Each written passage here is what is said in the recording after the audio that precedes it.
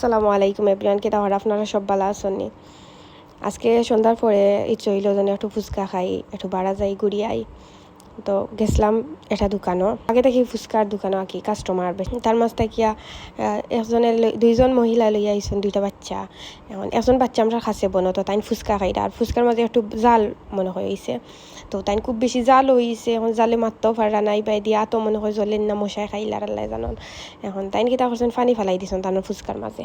এখন পানি ফেলাই দিছেন যদি, এখন তাইন কিতা করা খুঁইতে পারা না, তার বইন মেবি খাসে তাইন। এখন তাইন এনে খুঁইতে পারা না যেন আমার এগুলোর মাঝে সারা ফুচকার মাঝে পানি পড়ি গেছে কি আমার জাস্টিন দৌড়ো।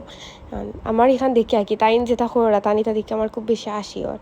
তার বই না আমার মুখে চাইরা পরে দিয়া বইনেও বুঝরা না তাইন কিতা খুঁইতা তান বাইরে বাদামিটা খেলাম, তানোর ফুচকার মাঝে পানি পড়ে গেছে, আপনি তানোর ফুচকা গুঞ্জ করেন। এখন তাই কিতা করছেন, বইনে ফুচকা গুণ তুলছেন আর প্লেট ওখান তানোর আতো নিচ্ছন।